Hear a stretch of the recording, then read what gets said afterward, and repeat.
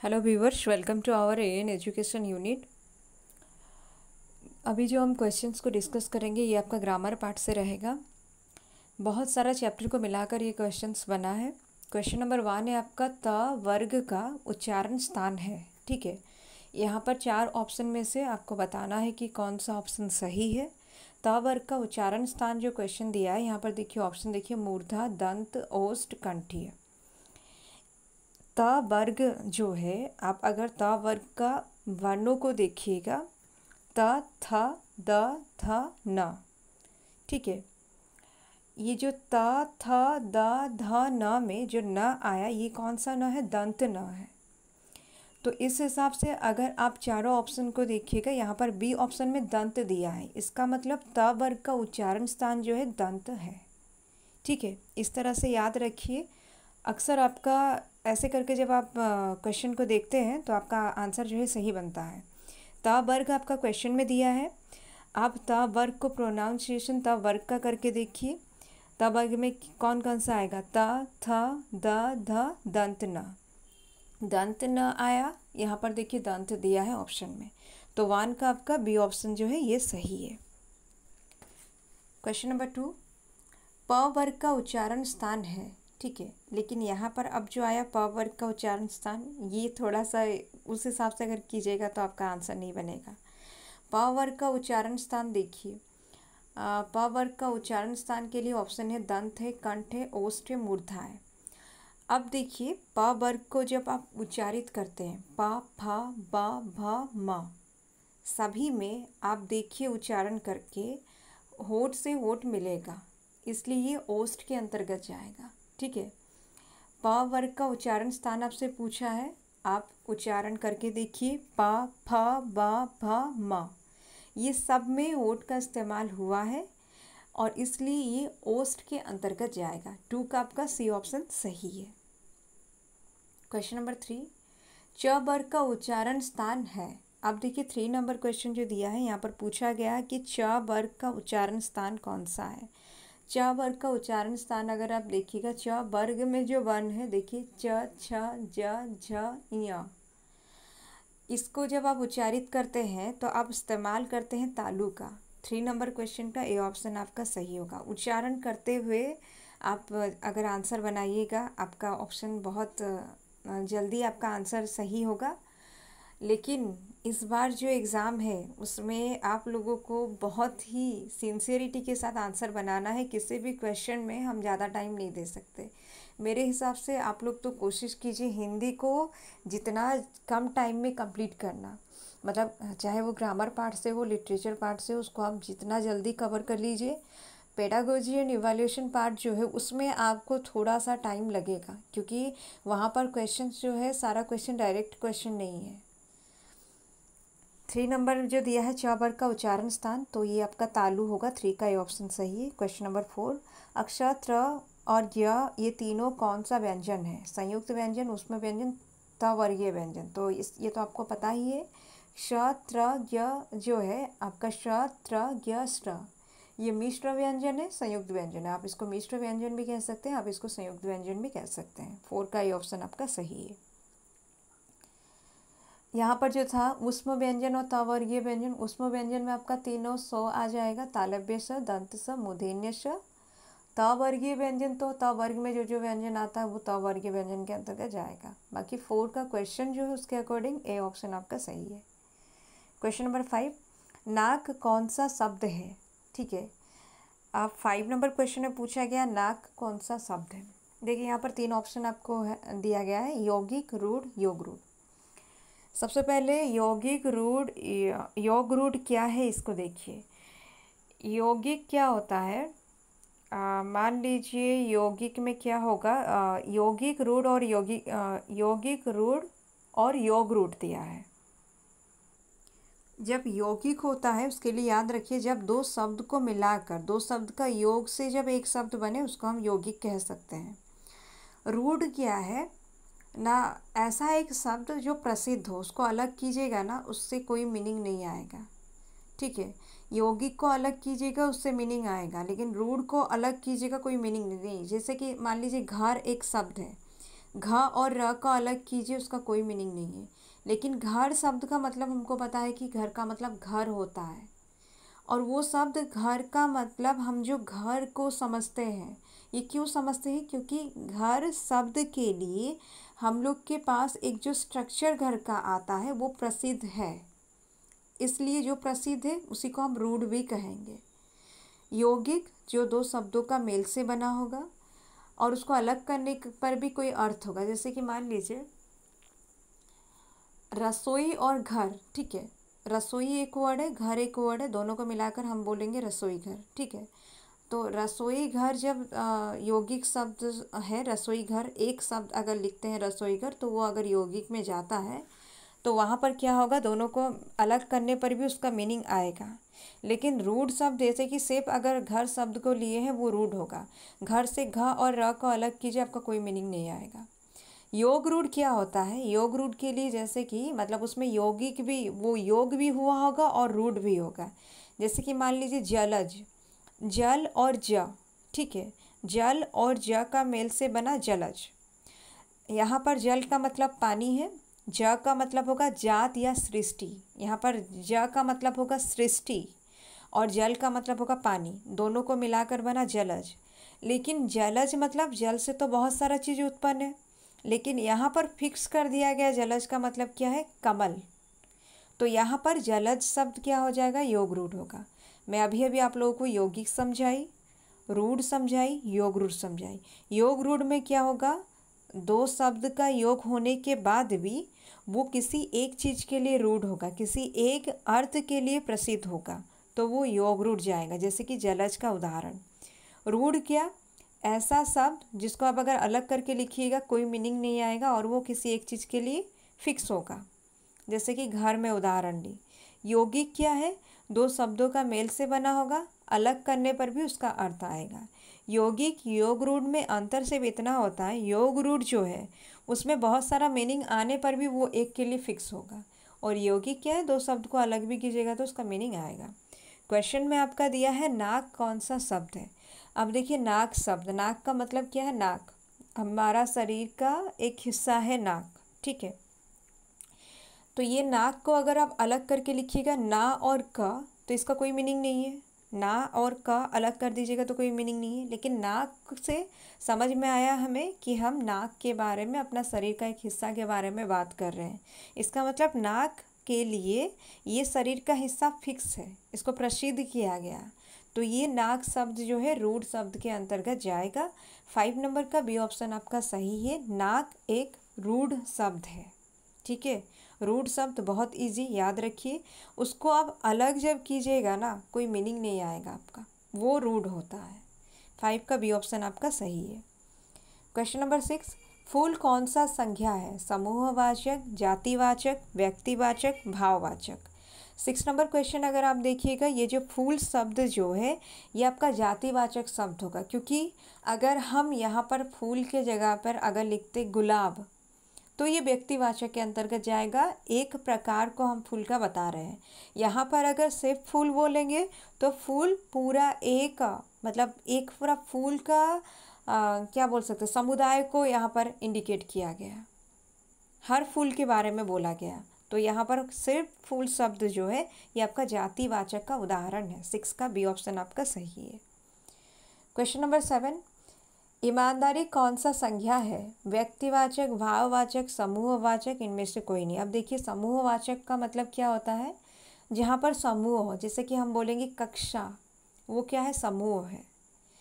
लेकिन यहाँ पर जो तो समूह के बारे में ईमानदारी तो नहीं है। व्यक्तिवाचक के अंतर्गत भी नहीं जाएगा। किसी एक व्यक्ति के बारे में बोले या किसी एक स्थान के बारे में, किसी एक वस्तु के बारे में बोलेंगे तो वो व्यक्तिवाचक के अंतर्गत जाएगा। लेकिन यहाँ पर ईमानदारी क्या है? भाव है, तो ये भाववाचक के अंतर्गत जाएगा। 7 का बी ऑप्शन आपका सही है। क्वेश्चन नंबर 8, लंबोदर कौन सा शब्द है? अब देखिए ये इंपॉर्टेंट क्वेश्चन है। लंबोदर कौन सा शब्द है? लंबोदर जो है, लंबोदर का मतलब क्या है? लंबोदर मतलब लंबा है जिसका उदर, ठीक है। लंबोदर को अलग कीजिएगा तो लंबा और उदर होगा, ठीक है, लंबोदर। तो लंबा और उदर होने के बावजूद ये लंबोदर किसी एक के लिए फिक्स किया गया है। यहाँ देखिए, लंबोदर जो है, लंबा उदर ये दोनों को मिलाकर बना गया लंबोदर, लेकिन लंबोदर के लिए सिर्फ गणेश को यहाँ पर क्या किया गया, प्रसिद्ध किया गया है, रूढ़ किया गया है। इसलिए यहाँ पर क्या हुआ, योग भी हुआ और रूढ़ भी हुआ। तो 8 नंबर क्वेश्चन अगर आप देखिएगा, लंबोदर जो है ये योग रूढ़ शब्द है। 8 का सी ऑप्शन आपका सही है। क्वेश्चन नंबर 9, सोना कौन सा संज्ञा है, सोना, ठीक है। भाववाचक, समूहवाचक, द्रव्यवाचक। अब देखिए, यहाँ पर समूहवाचक तो ये नहीं है, यहाँ पर भाव का भी बोध नहीं हुआ ये, लेकिन एक द्रव्य है। सोना चांदी क्या है, द्रव्य है ना। 9 का सी ऑप्शन आपका सही है, सोना जो है द्रव्यवाचक संज्ञा है। क्वेश्चन नंबर 10, तुम जा रहे हो ये कौन सा काल है। अब देखिए, तुम जा रहे हो, वर्तमान काल, भूतकाल, भविष्य काल। अब एक सिंपल सेंटेंस है ये कि तुम जा रहे हो, और यहाँ पर आपको बहुत आसान क्वेश्चन है कि वर्तमान काल के अंतर्गत ये बोला गया, भूतकाल के अंतर्गत बोला गया या भविष्य काल के अंतर्गत बोला गया। तो ये आपका 10 का आपका सही ऑप्शन जो होगा वो आपका ए होगा। तुम जा रहे हो ये आपका वर्तमान काल है। क्वेश्चन नंबर 11, नाग कौन सा लिंग है। उस समय पूछा गया था नाग कैसा शब्द है, यहाँ पूछा गया नाग शब्द का लिंग आपसे पूछा गया है। पुल्लिंग, स्त्रीलिंग, दोनों तो होगा नहीं, इनमें से कोई नहीं भी नहीं होगा, क्योंकि हिंदी में पुल्लिंग और स्त्रीलिंग दो है। 11 का आपका सही ऑप्शन जो है बी है, नाग शब्द जो है ये स्त्रीलिंग है। क्वेश्चन नंबर 12, समास मुख्यतः कितने प्रकार के होते हैं।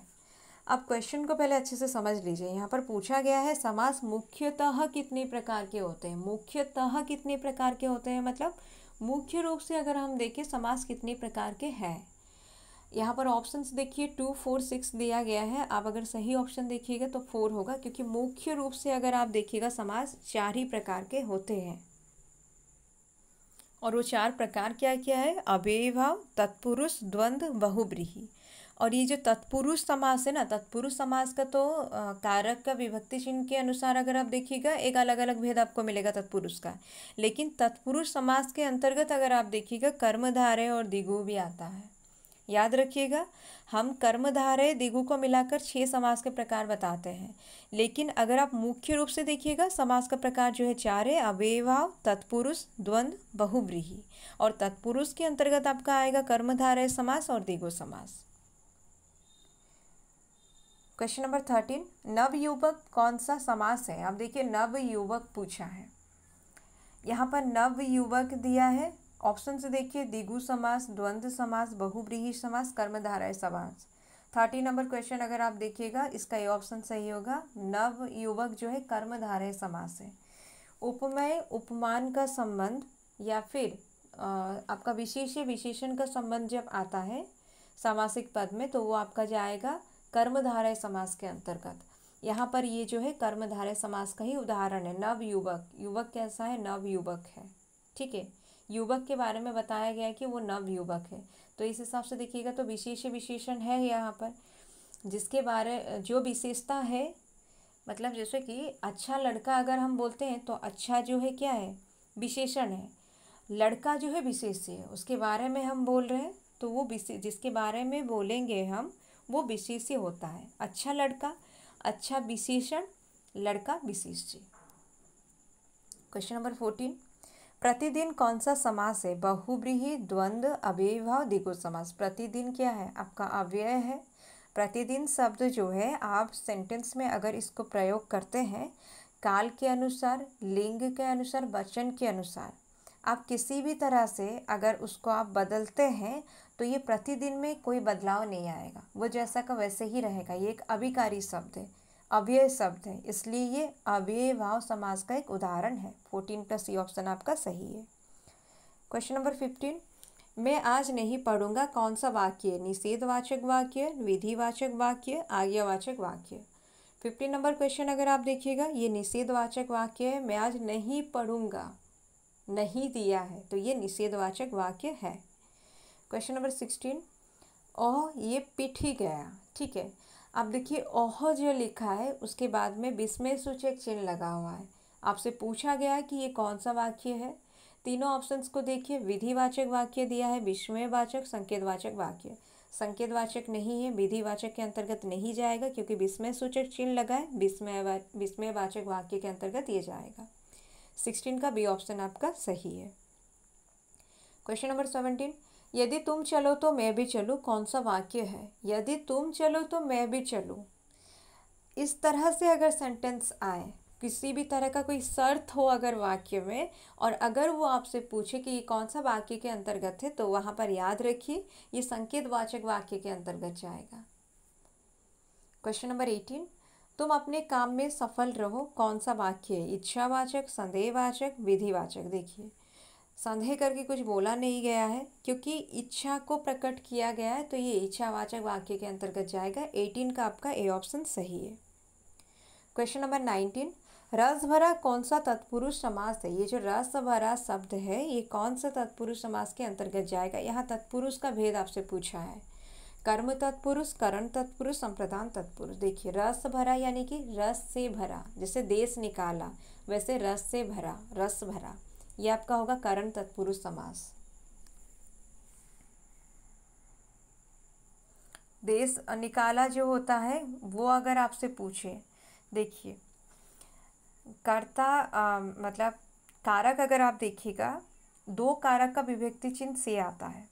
एक होगा करण कारक जो होगा माध्यम और साधन का बोध कराता है, दूसरा होगा अपादान कारक जिसका भी विभक्ति चिन्ह से है लेकिन वो अलगाव का बोध है। देश निकाला अगर शब्द आए, देश से निकाला, तो वो अलगाव हुआ अपादान तत्पुरुष समास के अंतर्गत हो जाएगा, देश निकाला। यहाँ पर क्या दिया है, जो आपका रस भरा मतलब रस से भरा, इसलिए ये जाएगा करण तत्पुरुष समास। 19 नंबर में जो रस भरा दिया है वो आपका करण तत्पुरुष का उदाहरण है। क्वेश्चन नंबर 20, स्वर्ग प्राप्त कौन सा तत्पुरुष समास है? कर्म तत्पुरुष, करण तत्पुरुष, संप्रदान तत्पुरुष। 20 नंबर क्वेश्चन अगर आप देखिएगा, 20 का सही ऑप्शन जो होगा वो आपका ए होगा। स्वर्ग प्राप्त यानी कि स्वर्ग को प्राप्त होगा, आपका कर्म तत्पुरुष के अंतर्गत जाएगा स्वर्ग प्राप्त। क्वेश्चन नंबर 21, यथासंभव कौन सा समास है? यथासंभव देखिए द्विगु तत्पुरुष अव्ययीभाव कर्मधारय है, चारों ऑप्शन में से अगर सही ऑप्शन देखिएगा सी होगा, अव्ययीभाव समास के अंतर्गत जाएगा यथासंभव जो है समासिक शब्द जो है। क्वेश्चन नंबर 22, बीणा पाणी कौन सा समास है? देखिए बीणा पाणी आपसे पूछा है कौन सा समास है? करण तत्पुरुष, कर्मधारय समास, बहुव्रीहि समास, द्वंद्व समास। बहुव्रीहि समास किसको हम बोलेंगे? जब एक समासिक पद में कोई भी सीधा सीधा अर्थ नहीं होगा बल्कि वो किसी और अर्थ की तरफ इंडिकेट करेगा, किसी और के बारे में जब वो बताएगा तो वो आपका बहुव्रीहि समास के अंतर्गत जाता है। बीणा पाणी यानी कि सरस्वती, यहाँ पर समासिक पद को सीधा सीधा अर्थ नहीं है बल्कि वो किसकी ओर संकेत किया? सरस्वती की ओर संकेत किया। तो 22 का सी ऑप्शन सही होगा, बहुव्रीहि समास का ये एक उदाहरण है। क्वेश्चन नंबर 23, द्वन्नी कौन सा समास है? द्वन्नी, ठीक है। अब देखिए यहाँ पर ऑप्शंस दिया है, अव्ययीभाव समास, कर्मधारय समास, बहुव्रीहि समास, द्विगु समास। द्विगु समास का कंडीशन क्या था कि हमारा पहला पद जो है ये आपका संख्यावाचक होगा। यहाँ पर अगर आप देखिएगा द्वन्नी लिखा है, संख्या में दिया है पहला पद, तो द्वन्नी जो है द्विगु समास का एक उदाहरण है। क्वेश्चन नंबर 24, वह कुल्हाड़ी से वृक्ष काटता है, इस वाक्य में से किस कारक की विभक्ति है? अधिकरण, संप्रदान, करण। तो देखिए अधिकरण का तो विभक्ति चिन्ह में पर होगा, संप्रदान कारक का क्या होता है? संप्रदान कारक का विभक्ति चिन्ह क्या होता है ये आप लोग कमेंट के थ्रू मुझे बताइए। करण कारक जो है से वो यहाँ पर होगा। एक करण कारक का मतलब देखिए माध्यम या साधन का बोध कराता है। यहाँ पर देखिए वो कुल्हाड़ी से वृक्ष काटता है यानी कि कुल्हाड़ी के माध्यम से वृक्ष काटता है, तो ये करण कारक का विभक्ति चिन्ह से है। 24 का सी ऑप्शन सही है। क्वेश्चन नंबर 25, माँ ने बच्चे को सुलाया, इस वाक्य में को किस कारक की विभक्ति है? माँ ने बच्चे को सुलाया, माँ किसको सुलाती है? बच्चे को सुलाती है। सेंटेंस अगर आप देखिएगा यहाँ पर बच्चा जो है कर्म के अंतर्गत जाएगा, तो ये कर्म कारक का उदाहरण है। 25 नंबर क्वेश्चन अगर आप देखिएगा बी ऑप्शन आपका सही है, यहाँ को जो है कर्म कारक के अंतर्गत जाएगा। क्वेश्चन नंबर 26, अध्यापक शब्द का स्त्रीलिंग रूप क्या है? अध्यापक शब्द का स्त्रीलिंग रूप क्या है? अध्यापिका, अध्यापकी, अध्यापका। तो देखिए बहुत इजी क्वेश्चन है। 26 का ये ऑप्शन आपका सही है, अध्यापिका होता है अध्यापक का। 27 नंबर क्वेश्चन, नायक शब्द का स्त्रीलिंग रूप क्या है। मैं बहुत इजी क्वेश्चन है ये सारा। क्यों इजी क्वेश्चन दिया गया है? एग्ज़ाम में अक्सर आपका इजी क्वेश्चन आता है, लेकिन हम लोग एग्ज़ाम को लेकर इतना स्ट्रेस में रहते हैं कि प्रैक्टिस करते हैं अक्सर हार्ड क्वेश्चन। इजी क्वेश्चन जब आता है, अरे ये तो बहुत इजी है सोच के करते हैं, लेकिन इतना मतलब माइनर मिस्टेक करके आते हैं और उससे हमारा मार्क्स जो है डिडक्ट होता है। 27 नंबर क्वेश्चन में दिया है नायक का स्त्रीलिंग रूप। नायिका, नायिकी, नायिका, नायका। यहाँ पर नायिका एक है दीर्घ ई है य में, एक में रस्व ई है य में। तो सही ऑप्शन आपका सी होगा, नायिका यानी कि य में रस्व ई, नायक का स्त्रीलिंग रूप। क्वेश्चन नंबर 28, महाशय शब्द का स्त्रीलिंग रूप क्या है। महासिनी, महाशयी, महाशया। 28 नंबर क्वेश्चन अगर आप देखिएगा आपका सी ऑप्शन सही होगा, महाशया होता है महाशय का स्त्रीलिंग रूप। क्वेश्चन नंबर 29, नेता शब्द का स्त्रीलिंग रूप क्या है। बहुत इजी क्वेश्चन है, नेत्री होगा जो आपका स्त्रीलिंग रूप। दाता शब्द का स्त्रीलिंग रूप क्या है। छात्री दिया है जो नहीं होगा, दात्री जो लिखा है जिस तरह से वो नहीं होगा। और एक डी ऑप्शन में दात्री दिया है, ये सही ऑप्शन है आपका, 30 का डी ऑप्शन आपका सही है।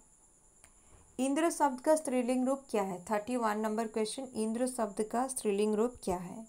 इंद्रा, इंद्राणी, इंद्रानी, इंद्राणी। एक इंद्राणी में रस्व ई है, दूसरा इंद्राणी में दीर्घ ई है। अगर आप देखिएगा 31 का डी ऑप्शन आपका सही है।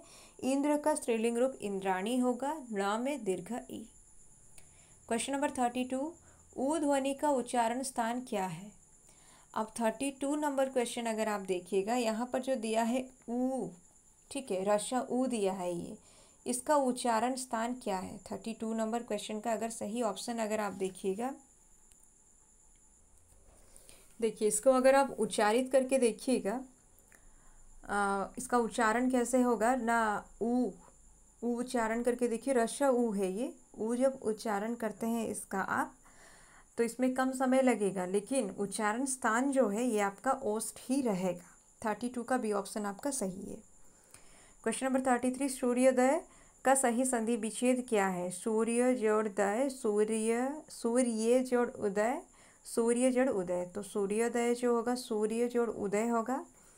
और सूर्योदय जो है ये आप लोग मुझे बताइए कि ये कौन सा संधि का उदाहरण है, स्वर संधि का कौन सा वेद का उदाहरण है। ये बहुत इंपॉर्टेंट क्वेश्चन है, ये कॉमन क्वेश्चन है, बहुत इजी क्वेश्चन है, इंपॉर्टेंट भी है। बताइए सूर्योदय कौन सा स्वर संधि का किस वेद के अंतर्गत ये जाएगा। क्वेश्चन नंबर 34, महेंद्र का संधि विच्छेद है। मह जोड़ इंद्र, महे जोड़ इंद्र, महा जोड़ इंद्र। 34 नंबर क्वेश्चन अगर आप देखिएगा, महेंद्र शब्द जो है ये महा जोड़ इंद्र होगा, महेंद्र। अभी आप लोग मुझे बताइए कि यहाँ पर जो महेंद्र दिया है, ये महेंद्र भी कौन सा संधि का भेद है। ठीक है, महेंद्र जो है कौन सा संधि का भेद है, ये भी आप लोग मुझे बताइए। बहुत ही इजी क्वेश्चन है, दोनों क्वेश्चन संधि से जो है इसका आंसर एक ही बनेगा। तो आप लोग मुझे बताइए इसका आंसर क्या होगा। क्वेश्चन नंबर 35, विज्ञान की देन है विश्लेषण, निर्व्यक्तिकता तथा तटस्थता। यहाँ पर निर्व्यक्तिकता जो दिया है इसका आपको बताना है सही कौन सा स्पेलिंग है।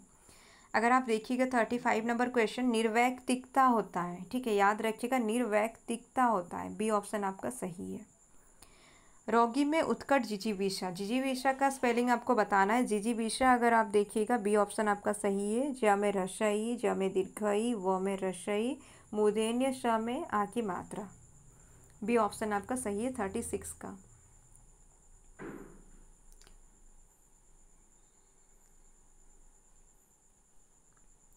क्वेश्चन नंबर 37, उज्ज्वल भविष्य की कामना, ये आपको बताना है इसमें कि उज्ज्वल शब्द जो है इसका सही शुद्ध रूप कौन सा है।